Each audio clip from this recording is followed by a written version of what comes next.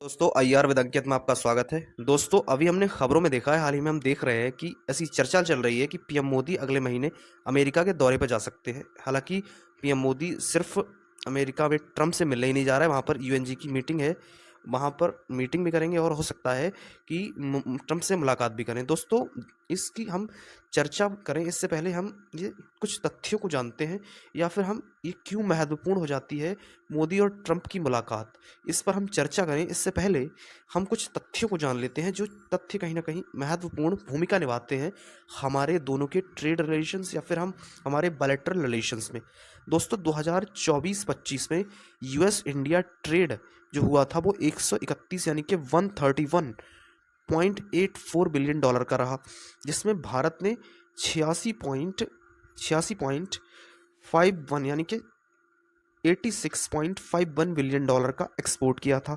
अगर हम overall trade की बात करें तो भारत का यूएस के साथ 41.18 बिलियन डॉलर का ट्रेड सरप्लस रहता है। यूएस भारत का सेकंड लार्जेस्ट ट्रेडिंग पार्टनर है। इस सब का हम यदि आंकलन करते हैं और जिस प्रकार से लगातार भारत पर पहले 25% और फिर बाद में 25%, टोटल 50% टैरिफ लगाया गया है, जिससे भारत के व्यापारियों को एक बड़ा नुकसान हो सकता है। अमेरिका का कहना है कि भारत हम पर ज़्यादा टैरिफ लगाता है, जिससे अमेरिका के लिए भारत में अपने सामान को एक्सपोर्ट करना महंगा हो जाता है। इस सब के चलते हम भारत पर भी कहीं ना कहीं रेसिप्रोकल टैक्स या फिर हम रेसिप्रोकल टैरिफ लगा रहे हैं। भारत के अपने हित हैं।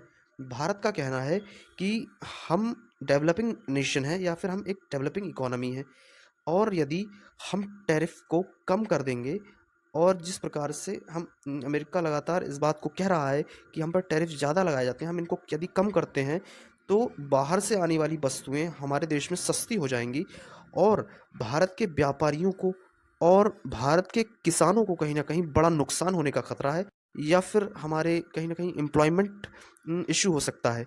हाल ही के डेवलपमेंट को अगर हम देखें, पाकिस्तान के फील्ड मार्शल जिस प्रकार से 2 महीने में लगातार 2 बार अमेरिका जाके आ चुके हैं, वहाँ पर जाकर के उन्होंने कई भाषण दिए, उसकी हम बात करेंगे। और इसकी अगर हम दूसरी बात करें, यूएस के पाकिस्तान में तेल के उत्पादन में मदद की भी बात की गई है। और तीसरी बात, आईएमएफ से बार बार पाकिस्तान को लोन मिलना, क्योंकि आईएमएफ में सबसे ज़्यादा हिस्सा यूएसए का ही है। लगातार जिस प्रकार से यूएसए का पाकिस्तान प्रेम बढ़ रहा है, वो कहीं ना कहीं भारत के लिए एक चिंता का विषय बनता जा रहा है।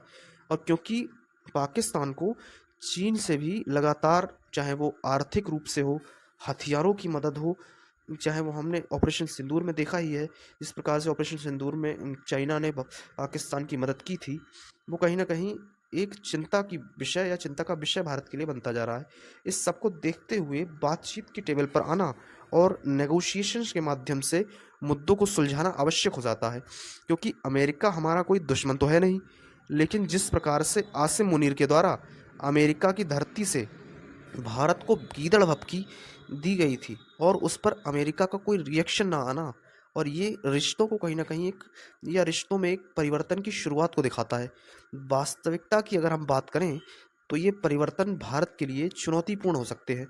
इसलिए भारत दूसरों को भी यही कहता है और खुद भी इसी बात को मानता है कि बातचीत से मुद्दों को सुलझाना एक बेहतर माध्यम हो सकता है। ये बात हमें पता है कि अमेरिका किसी का भी सगा नहीं है। इस बात को देखते हुए हमें अपने डेवलपमेंट को ध्यान में रखते हुए आगे बढ़ना चाहिए। धन्यवाद। इसी प्रकार की इन्फॉर्मेटिव वीडियोस के साथ फिर मिलते हैं।